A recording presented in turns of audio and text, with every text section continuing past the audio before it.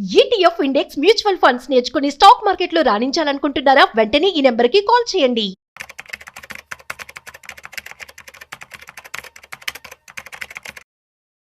Welcome to Vishnu talks. నేను విష్ణు, ప్రస్తుతం పాటు సర్టిఫైడ్ ఫైనాన్షియల్ ప్లానర్ మాధవిరెడ్డి గారు ఉన్నారు. వారితో మాట్లాడదాం.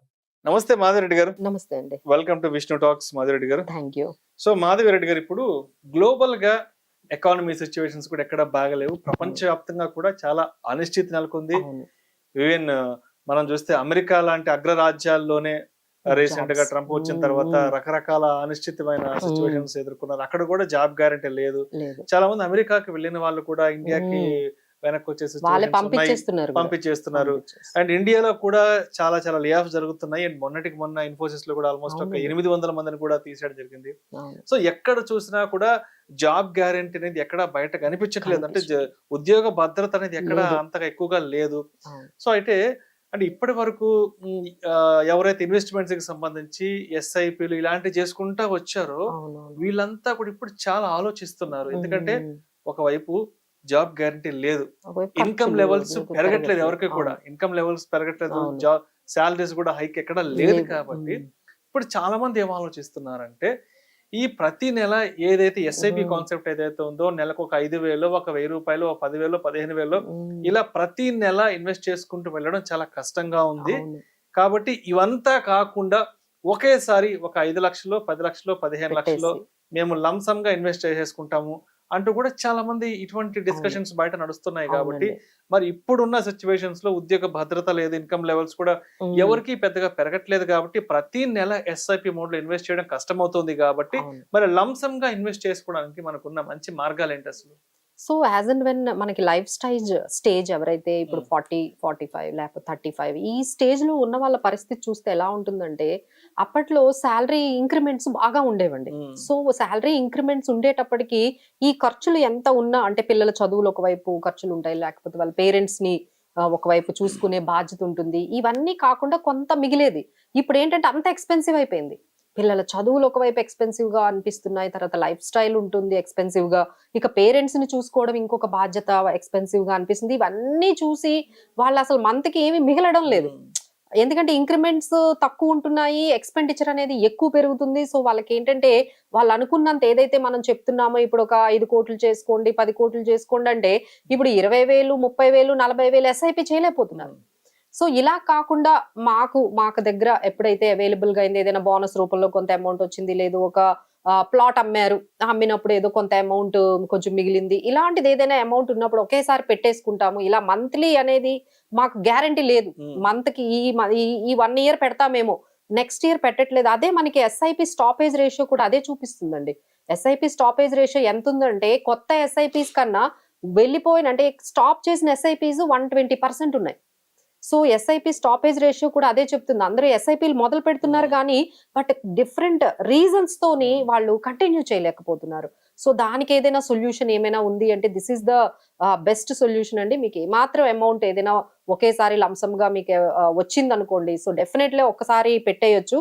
సో దానికి కొన్ని మనము ఇక్కడ ఏంటంటే మనకి ఈ లంసమ్ కి ఈ ఎస్ఐపికి డిఫరెన్స్ ఏంటంటే అది మీరు ముందే తెలుసుకోవాలి. ఎస్ఐపి ఏంటంటే మార్కెట్ టైమింగ్ తో సంబంధం ఉండదు, ఎప్పుడైనా మీరు స్టార్ట్ చేసుకోవచ్చు, ఎంత రోజులైనా మీరు కంటిన్యూ చేయొచ్చు. బట్ వేరాజ్ లంసమ్ అనేది మీరు స్టార్ట్ చేశారంటే కొంచెం స్ట్రాటజికల్ గా ఉండాలండి. ఎందుకంటే ఒకేసారి మార్కెట్ లో పెడుతున్నారు కాబట్టి మార్కెట్ సిచ్యువేషన్ ఇప్పుడైతే కొంచెం ఇప్పుడు మార్కెట్స్ కొంచెం 26,000 నుంచి 24,000 వరకు ఉన్నాయి కాబట్టి సో ఇప్పుడు మార్కెట్స్ కొంచెం బెటర్ గానే కొంచెం తక్కువలోనే ఉన్నాయని చెప్పొచ్చు. సో ఈ విధంగా ఒక స్ట్రాటజికల్ గా వెళ్ళాలి, ఒక ఎక్స్పర్ట్స్ తో మీరు కానీ ట్రావెల్ చేసినట్లయితే లంసమ్ అయినా భయపడాల్సిన అవసరం లేదండి. అలానే డైవర్సిఫికేషన్ చేసుకుంటూ multi asset funds, multi cap funds ఇలాంటి వాటిల్లో బ్యాలెన్స్డ్ అడ్వాంటేజెస్ ఫండ్స్ లోని మీరు లంసమ్ లో కూడా నీట్ గా డైవర్సిఫై చేసుకుంటే భయపడాల్సిన అవసరం లేదండి. ఇవి రెండు మనకి అంటే మనం గమనించాల్సిన విషయాలు. సో ఇప్పుడు మనం న్యూమరికల్స్ కి వచ్చేస్తూ ఉంటే ఒక 5 crores టార్గెట్ మీ రిటైర్మెంట్ ప్లానింగ్ పెట్టుకుంటే, మనం ఆ పర్సన్ 30 years ఉంటే ఇంకొక 30 years 60 years అయ్యేటప్పటికి మీరు ఎస్ఐపి 12% తీసుకుంటే ఎవ్రీ మంత్ 15,000 పెట్టాలి. సో ఈ 50,000 30 ఇయర్స్ పెట్టాలి. సో 30 ఇయర్స్ అనేది మన ఇన్కమ్స్ ఎలా ఉంటాయో తెలియదు, మన జాబ్స్ ఎలా ఉంటాయో తెలియదు. సో ఇంత అన్సర్టనిటీలో ఎవ్రీ మంత్ 30 ఇయర్స్ 15,000 పెట్టమంటే ఎవరి వల్ల అవ్వడం లేదు. అలానే 15% తీసుకున్న కనీసం 10,000 అయినా పెట్టాల్సి వస్తుంది. సో మేడం ఎంత 30 ఇయర్స్ ఇలాంటి ప్రోగ్రామ్స్ అయితే మా వల్ల కాదు, ఎలా ఉంటాయో మాకే తెలియదు జాబ్స్ అనేసి అంటున్నారు. So then we have an option. లంసమ్కి వచ్చేసేటప్పటికి మీరు ఒక్కసారిగా ఒక 8 lakhs పెట్టారనుకోండి, అలా వదిలేశారనుకోండి, when you are at 30 years మీరు ఇంకొక 30 ఇయర్స్ వరకు 8 lakhs మీరు ఇన్వెస్ట్ చేసి మార్కెట్లో వదిలిపెట్టారంటే 15% మనకి CAGR తీసుకున్నా that will become 5 crores. So ఒక్కసారి ఈ 7-8 lakhs మార్కెట్లో పెట్టేస్తే మీ రిటైర్మెంట్ ప్లానింగ్ అయిపోయినట్టే. This become so easy, this become so sorted. ఒక్కసారితో అయిపోతుంది, ఎవ్రీ మంత్ పెట్టాలా లేదా అనేది లేదు.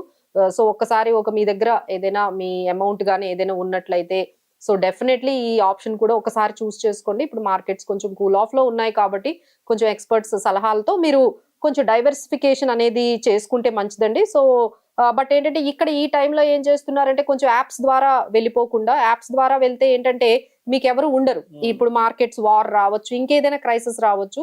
సో ఇలాంటప్పుడు ఏమవుతుందంటే మీరు డైరెక్ట్ గా యాప్స్ ద్వారా వెళ్లకుండా ఏదైనా ఎక్స్పర్ట్స్ ద్వారా మీరు ఈ జర్నీని స్టార్ట్ చేశారంటే కొంచెం మనకి ఈజీగానే మనకి వెళ్ళిపోతుందండి. So better you take this option also. ఎవరికైతే ఇలా ఒక SIPs ద్వారా ఒక 15-30 ఇయర్స్ మనం కంటిన్యూటీ అనేది మనకి డౌట్ఫుల్ గా అనిపిస్తే వాళ్ళందరూ కూడా definitely they can do retirement planning of 5 crores అనేది ఇప్పుడు మినిమం అండి.